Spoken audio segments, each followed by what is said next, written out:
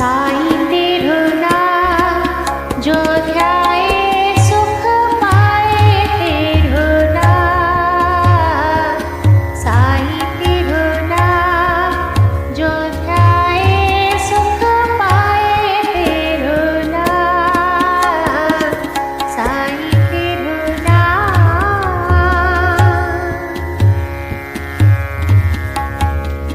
तेरी दया हो जाए तो साईं, तेरी दया हो जाए तो साईं, तेरी दया हो जाए तो साईं, तेरी दया हो जाए तो साईं।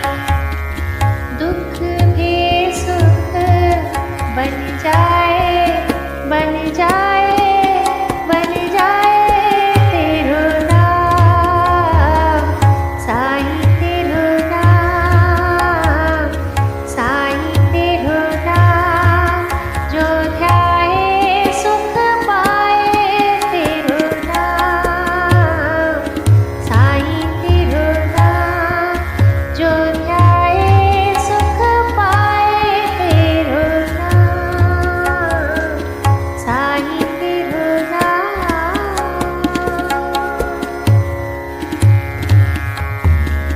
आ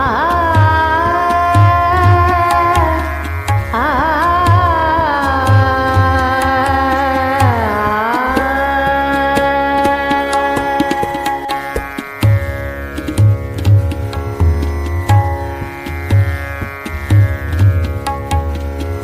विपदा चाहे कितनी हो गहरी, विपदा चाहे कितनी हो गहरी, विपदा चाहे कितनी हो गहरी, तू ही पार लगाए, लगाए, लगाए तेरो नाम जो ध्याए सुख पाए तेरो नाम।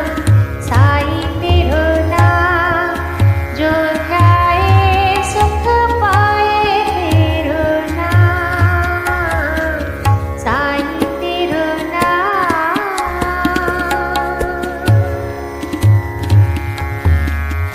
आ आ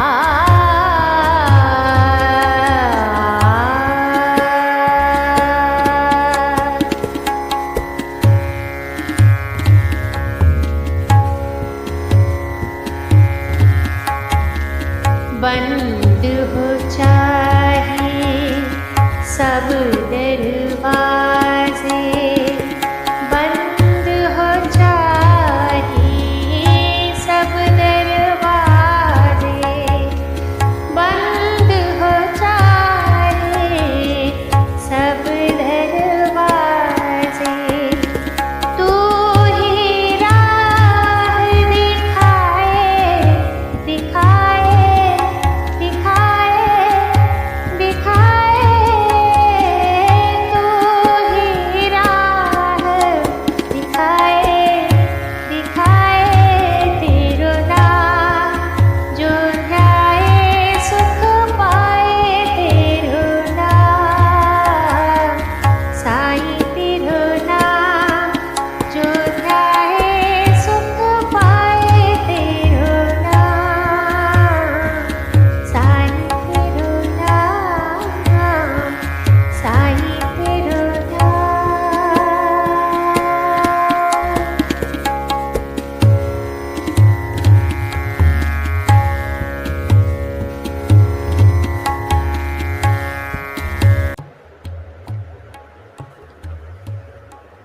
साईं बाबा।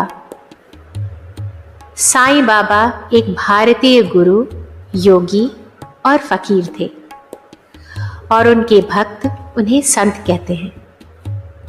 उनके असली नाम, जन्म, पता और माता पिता के विषय में कोई जानकारी उपलब्ध नहीं है। साईं शब्द उन्हें नाम के रूप में भारत के पश्चिमी भाग में स्थित प्रांत महाराष्ट्र के शिरडी नामक कस्बे में पहुंचने के बाद मिला। साईं बाबा की मृत्यु 15 अक्टूबर 1918 में हुई। उनके भक्त उन्हें सर्वशक्तिमान और सर्वव्यापी मानते हैं। साईं बाबा भक्ति योग, सूफीवाद, ज्ञान योग और कर्म योग के संदर्भ में प्रसिद्ध हैं। हालांकि स्वयं साईं बाबा ने भी अपने जन्म एवं माता पिता के विषय में कुछ नहीं बताया, फिर भी एक किंवदंती प्रचलित है कि उन्होंने अपने एक करीबी भक्त भालसापति को बताया था कि उनका जन्म पाथर्डी के एक ब्राह्मण परिवार में हुआ था। उन्होंने यह भी बताया कि उनके माता पिता ने उन्हें बचपन में ही एक फकीर को सौंप दिया था। उनके जन्म से संबंधित किसी भी बात का कोई प्रामाणिक दस्तावेज तो नहीं है और इससे जुड़ी सभी प्रचलित बातें दरअसल उनके भक्तों और अनुयायियों के विश्वास और श्रद्धा पर आधारित है। कहा जाता है कि जब साईं अपनी मां के गर्भ में थे, उसी समय उनके पिता सब कुछ त्याग के ब्रह्म की खोज में निकल पड़े थे अपनी पत्नी के साथ। राह में बच्चे का जन्म हुआ और पति के आदेश पर साईं की मां उन्हें पेड़ के नीचे छोड़कर चली गई थी। फिर एक मुसलमान फकीर जो बेऔलाद थे उधर से गुजरे और पेड़ के नीचे लेटे अबोध बच्चे को अपना लिया और प्यार से उसका बाबा नाम रख दिया और पालन पोषण किया।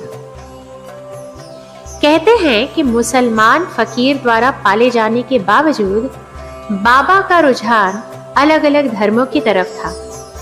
कभी वे किसी मंदिर में प्रवेश कर जाते तो कभी मस्जिद में शिवलिंग स्थापित करने लगते थे, जिसकी वजह से गांव के हिंदू और मुसलमान दोनों ही उनसे अप्रसन्न रहते थे।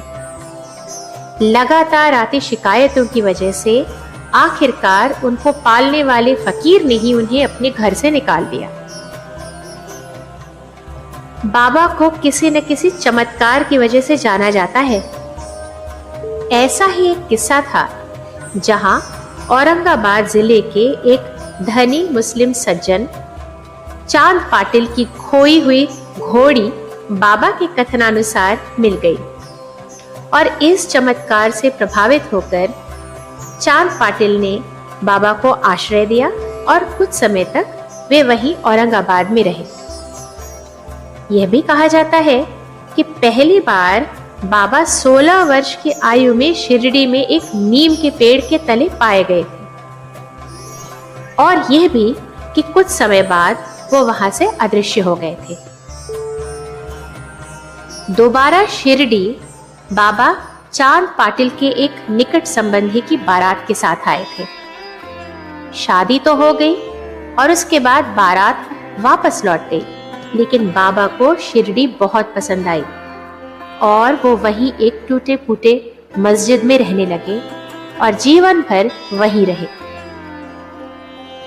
सूफी परंपराओं का पालन करने वाले बाबा ने उस मस्जिद का नाम द्वारका माई रखा था, जो हिंदू नाम था। उन्हें पुराणों, भगवद गीता और हिंदू दर्शन की विभिन्न शाखाओं का अच्छा ज्ञान था। जहां तक साईं नाम का प्रश्न है, इसके बारे में जो कथा प्रचलित है वो यह है कि चांद पाटिल के संबंधी की बारात जब शिरडी पहुंची तो खंडोबा के मंदिर के सामने बैलगाड़ियों से बाराती उतर रहे थे। तभी भालसापति ने फकीर बाबा के तरुण तेजस्वी व्यक्तित्व से प्रभावित होकर उन्हें प्यार से साईं कहकर पुकारा था। धीरे धीरे शिरडी में सभी लोग उन्हें साईं या साईं बाबा पुकारने लगे और वे इसी नाम से प्रसिद्ध हो गए। साईं बाबा को लोग आमतौर पर मुस्लिम फकीर के रूप में ही जानते थे। वे निरंतर अल्लाह का स्मरण करते थे और अल्लाह मालिक कहा करते थे। फिर भी वे सभी धर्मों की एकता पर बल दिया करते थे और उनके अनुयायी और भक्त हिंदू और मुसलमान बराबर बराबर थे। उनके आश्रय स्थल यानी मस्जिद में हिंदुओं के भी त्योहार मनाए जाते थे और मुसलमानों के भी। उन्होंने हिंदू धर्म के ग्रंथों के अध्ययन को बढ़ावा दिया था। जहां उस समय भारत के कई प्रांतों और प्रदेशों में हिंदू मुस्लिम द्वेष था, वहीं वो हमेशा एक ही बात सभी को समझाते थे कि राम और रहीम दोनों जब एक हैं, तो तुम उनके अनुयायी होकर आपस में क्यों झगड़ते हो? एकता के साथ दोनों जातियों को मिलजुल कर रहना चाहिए। सबका मालिक एक है के उद्घोषक थे साईं बाबा। श्रद्धा और सबूरी यानी संयम उनके विचार दर्शन का सार है। मानवता को सबसे बड़ा धर्म बताने वाले साईं बाबा ने कई ऐसे चमत्कार किए जिनसे लोग उन्हें भगवान की उपाधि देने लगे। आज भी साईं भक्तों की संख्या लाखों करोड़ों से भी अधिक है। शिरडी में उनकी मृत्यु हुई और उनके समाधि स्थल पर ही मंदिर का निर्माण हुआ, जो भारतवर्ष का एक ऐसा तीर्थ स्थान है जिसका महात्म्य अवर्णनीय है। आशा करती हूँ आप सभी को साईं बाबा के विषय में यह संक्षिप्त जानकारी पसंद आई होगी। अगर वीडियो पसंद आया हो तो इसे लाइक करें, शेयर करें और मेरे चैनल को जरूर सब्सक्राइब करें। बेल आइकन भी दबाएं ताकि आने वाले वीडियो की जानकारी आपको मिलती रहे। फिर मिलेंगे एक नए किस्से के साथ एक नए वीडियो में। तब तक के लिए शिवी श्रीवास्तव को आज्ञा दीजिए। नमस्कार। जय भारत।